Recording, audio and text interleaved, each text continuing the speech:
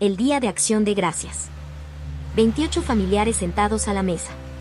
La casa olía a canela, a pavó, a una de esas comidas que se preparan 2 días antes. Todo estaba en su lugar. Los manteles de siempre. Las velas. Las sillas extras que se sacaban solo en las fiestas grandes. Mi mamá se levantó. Limpió la boca con la servilleta. Y en voz alta, frente a todos, dijo que esperaba que yo no me fuera a embarazar antes de terminar la preparatoria. Con esas palabras exactas. Sin bajar la voz. Sin dudar un segundo. Sin siquiera mirarme mientras lo decía. Y después siguió hablando de mi hermana Laura. De lo brillante que era Laura. De lo dedicada, lo enfocada, lo perfecta que era Laura. De que el futuro de esa familia estaba en buenas manos.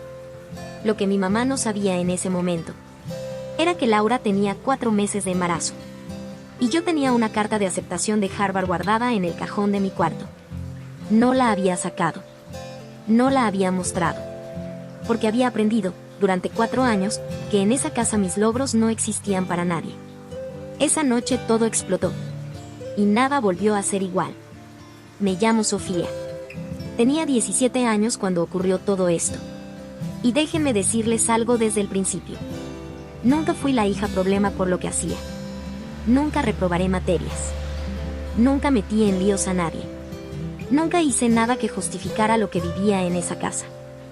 Fui la hija problema por cómo me vestía. Faldas cortas. Crop tops. Delineador en ala. Salía con mis amigos los fines de semana.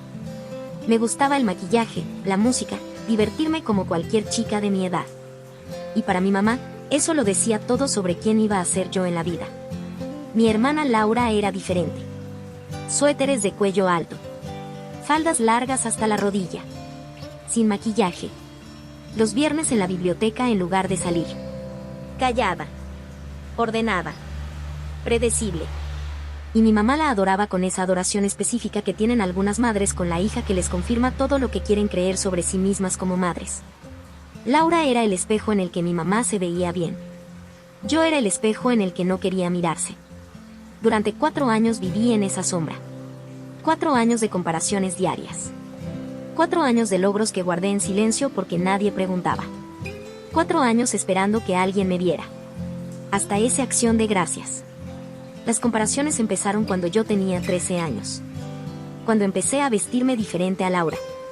Cuando empecé a salir con amigos los fines de semana en lugar de quedarme en casa. Mi mamá las lanzaba sin esfuerzo. Sin alzar la voz. Sin pelear. Las decía como quien hace una observación sobre el clima. Llegaba de una salida y me decía que Laura nunca se vestiría así porque Laura tenía respeto por sí misma. Esa frase exacta. Respeto por sí misma. Como si ponerse una falda corta fuera una declaración moral. Estaba en el teléfono y me decía que Laura rara vez usaba redes sociales porque Laura tenía metas. Llegaba tarde de una reunión del equipo de debate y me decía que ojalá yo tuviera la dedicación de Laura para estudiar. Del equipo de debate. Del que yo era presidenta. Y yo escuchaba. Y no decía nada. Porque aprendí muy pronto que responder solo alargaba la conversación. Y la conversación siempre terminaba igual. Con mi mamá convencida de que tenía razón. Pero aquí está la parte que necesito que entiendan. Mis calificaciones estaban ahí. 3.95 de promedio durante 4 años consecutivos. Segunda en mi clase de 200 alumnos. Presidenta del equipo de debate desde segundo año. Miembro de la Sociedad Nacional de Honor. Torneos regionales ganados. Premios académicos que llegaban por correo y que yo dejaba en la cocina esperando que alguien los abriera. Cartas de mis maestros que decían, con nombre y apellido, que era su mejor alumna. Que tenía un futuro extraordinario por delante. Que era exactamente el tipo de estudiante que marcaba la diferencia en un salón. Mi mamá no fue a ninguna de esas ceremonias. A ninguna.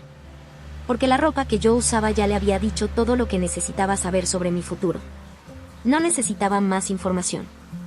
Ya había decidido. Y mientras yo acumulaba logros en silencio. 4 noches a la semana, mi mamá llevaba en coche a Laura a sus supuestos grupos de estudio en casa de su novio Andrés. 4 noches. 4 noches donde los padres de Andrés nunca revisaban que Laura llegara. Donde nadie preguntaba qué estaban haciendo realmente. Y mi mamá volvía a casa contándole a cualquiera que quisiera escuchar que Laura era la dedicación personificada. Que ese sacrificio iba a dar frutos. Que esa hija sí tenía un futuro claro por delante. Yo sabía. No todo. Pero sabía suficiente. Sabía que los grupos de estudio eran un pretexto. Sabía que Laura y Andrés llevaban mucho más tiempo juntos de lo que mi mamá imaginaba. Y sabía que mi mamá no quería saber. Porque saber habría roto la historia que tenía construida. La historia de Laura, la hija perfecta.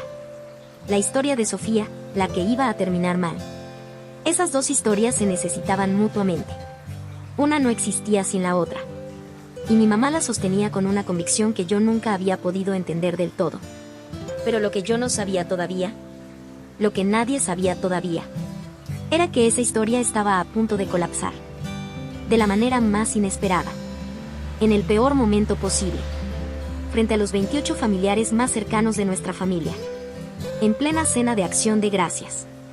La mesa estaba llena. Tíos, primos, abuelos, vecinos de toda la vida que venían cada año. Mi mamá había cocinado 2 días seguidos. Pavo. Ensaladas. 3 tipos de postre. Lo de siempre. La casa perfecta. La familia perfecta. La imagen perfecta. Y cuando todos tenían el plato lleno y la conversación fluía, mi mamá hizo lo que hacía cada año. Se levantó. Y empezó el discurso. El discurso anual sobre el futuro brillante de Laura. La dedicación. Los grupos de estudio. Los hábitos académicos. Que ese sacrificio iba a dar frutos. Que esa familia podía estar orgullosa. Todos asentían. Algunos sonreían. Y después se dirigió a mí. Con esa transición que yo ya conocía de memoria. Esa pausa breve antes de cambiar el tono. Dijo, frente a todos, que esperaba que yo no me fuera a embarazar antes de terminar la preparatoria. Esas palabras. Frente a 28 personas. Algunos se incomodaron. Vi a mi tío Rodrigo cambiar el peso de su cuerpo en la silla. Vi a mi prima Valeria mirarse las manos. Nadie dijo nada. Nadie habló. El silencio duró exactamente lo suficiente para que yo sintiera cada segundo de él. Laura me miró. Yo la miré. Sus ojos decían algo que yo no supe leer en ese momento. Y entonces Laura vomitó sobre el pavó. Mi mamá pensó que era un malestar. Se levantó de golpe. Corrió al baño con ella. La cena continuó con esa incomodidad de cuando algo interrumpe una reunión y nadie sabe si seguir o esperar. Esa noche Laura se fue temprano. Al día siguiente volvió a vomitar. Y al siguiente. Mi mamá la llevó al médico pensando que era una gripe, algo viral, algo que pasaría. El médico la examinó. Y lo confirmó. 4 meses de embarazo. 4 meses. Mi mamá se quedó en silencio en esa consulta. Ese silencio que no es de sorpresa sino de algo más profundo. De ver cómo una historia que creías verdadera se deshace frente a ti. Laura no tenía pareja, según el mundo que mi mamá había construido. Solo grupos de estudio. Solo dedicación. Solo la hija perfecta que iba a tener el futuro brillante. 4 meses de embarazo. Mientras mi mamá le explicaba a toda la familia su disciplina académica. Mientras conducía en coche 4 noches a la semana hacia la casa de Andrés. Y entonces Laura dijo el nombre de Andrés. Dijo que los grupos de estudio habían sido mentira. Dijo todo. En voz alta. Sin pausa. Frente a la misma familia que 1 hora antes había escuchado el discurso anual de acción de gracias. El silencio que siguió duró varios segundos. Nadie se movió. Días después de todo eso, llegaron los sobres. 4. Harvard. Yale. Princeton. Stanford. Los puse sobre la mesa del comedor una mañana. Sin decir nada. Solo los puse ahí y me senté a desayunar. Mi mamá los vio. Los miró un momento. Y asumió que eran rechazos. Me dijo que no me preocupara. Que había otras opciones. Que no todo el mundo iba a las grandes universidades y eso no significaba nada. Sin abrirlos. Sin preguntar. Sin considerar ni por un segundo que pudieran ser otra cosa. 4 sobres de 4 universidades. Y ella ya sabía lo que había dentro. Fue el cartero quien le dijo a nuestra vecina. La vecina quien le dijo a mi mamá. que había llegado un paquete de Harvard. Un paquete grande. Del tipo que solo mandan cuando te aceptan. Mi mamá pensó que era un error. Un error administrativo. Llamó a la escuela para verificar. Y ahí fue cuando supo. Aceptación completa. Beca académica. 4 años cubiertos. Subió corriendo a mi cuarto. Me gritó que cómo había podido ocultarle algo así. Le respondí que ella nunca había preguntado. Dijo que yo debía haberle dicho. Y en ese momento algo dentro de mí decidió que ya era suficiente. Abrí el cajón del escritorio. Saqué 4 años de boletas de calificaciones. Las puse sobre la cama. Las que nunca había abierto. Las que llegaban por correo y quedaban sobre la mesa hasta que yo las recogía y las guardaba porque nadie más lo hacía. Saqué el historial de correos. Las notificaciones de ceremonias de premiación que ella nunca respondió. Las fotos de torneos académicos donde yo aparecía con trofeos y ella no estaba porque estaba llevando a Laura a sus supuestos grupos de estudio. Las cartas de mis maestros. Todo sobre la cama. 4 años de evidencia de una vida que ella eligió no ver. Mi mamá se quedó mirando todo eso. Extendió los brazos hacia mí. Dijo que estaba orgullosa. Me alejé antes de que me tocara. Le dije que no podía. Que no podía dejarla ponerse orgullosa en este momento. Que durante años le había dicho a toda la familia que apenas iba a terminar la prepa. Que no podía ahora, frente a los mismos 28 familiares que habían escuchado eso, ponerse orgullosa como si nada hubiera pasado. Como si los 4 años anteriores no existieran. Mi mamá abrió la boca. No salió ninguna palabra. Y en ese cuarto, con toda esa evidencia esparcida sobre la cama, los 28 familiares que habían escuchado el discurso de acción de gracias, ahora veían esto. Fue mi tía Rebeca quien rompió el silencio. Se levantó de su silla. Y con voz baja, pero firme, les recordó a todos lo que mi mamá había dicho en acción de gracias. Que esperaba que yo no me embarazara antes de terminar la prepa. Que eso lo había dicho cuando Laura ya tenía 4 meses de embarazo. No lo dijo con rabia. Lo dijo con la claridad de alguien que está poniendo un hecho sobre la mesa para que todos lo vean al mismo tiempo. Y todos lo vieron. Los tíos miraron sus platos. Los primos se miraron entre sí. Mi tío Rodrigo tragó saliva y estudió sus manos como si fueran algo que nunca había visto antes. Mi prima Valeria miró a mi mamá de una manera en la que yo nunca la había visto mirar a nadie. Mi mamá se puso roja. Luego blanca. Empezó a llorar. Dijo que amaba a las dos igual. Que nunca quiso hacerme daño. Que solo se preocupaba por mi futuro. Que todo lo que hacía era por amor. Nadie la consoló. Nadie dijo que estaba bien. Nadie dijo que lo hacía con buenas intenciones. Todos se quedaron sentados, viéndola llorar. Y entonces Laura se levantó. Laura, que nunca contradecía a mi mamá. Que nunca le alzaba la voz. Que nunca la confrontaba. Laura se puso de pie. Y le dijo que no hablara de su dolor. Que ella había pasado años haciendo sentir a su hermana inútil. Que ahora pedía clemencia solo porque la habían descubierto. Todos los ojos se giraron hacia Laura. Porque nunca la habían escuchado así. Mi mamá intentó alcanzarla. Laura se soltó. Se fue al otro lado del cuarto. Andrés le puso una mano en la espalda sin decir nada. Y mi mamá bajó los brazos. Se quedó ahí parada con las manos colgando. Y nadie se movió a consolarla. Salí del comedor sin decir nada. Subí las escaleras. Cerré la puerta de mi cuarto. Y escuché el ruido de abajo durante 25 minutos. Voces superpuestas. Sillas moviéndose. La familia procesando en tiempo real lo que acababa de pasar. Después de un rato, 2 golpes en la puerta. Laura entró. Se tiró en mi cama sin decir nada durante un momento. Luego me dijo que lo sentía. Que debió haberme defendido más. Le dije que no era su trabajo arreglar a mi mamá. Y entonces me contó algo que yo no sabía.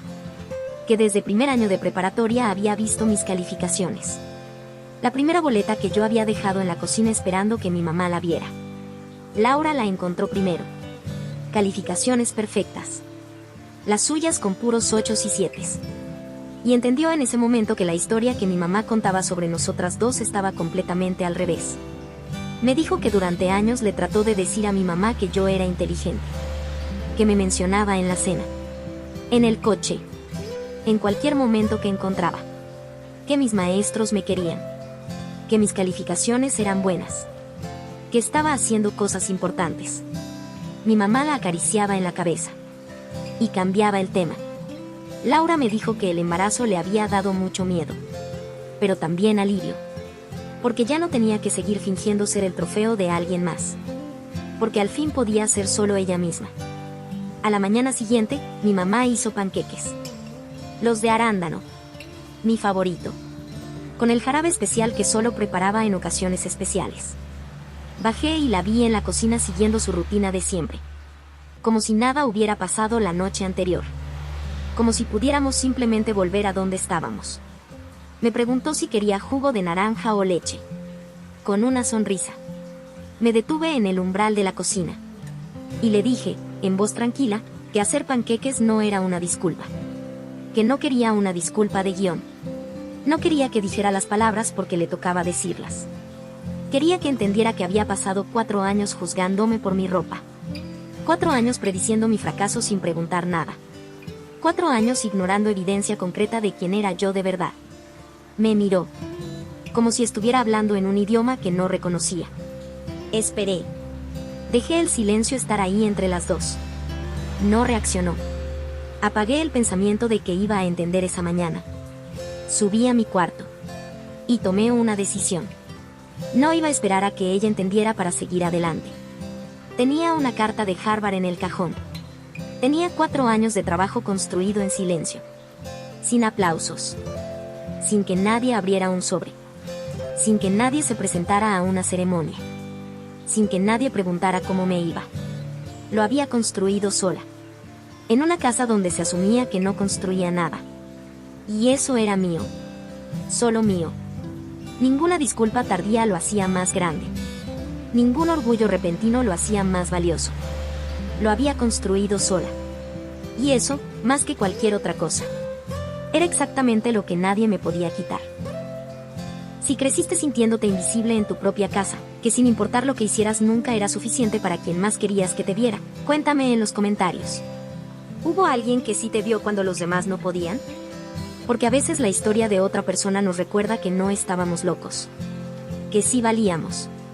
Que siempre valimos.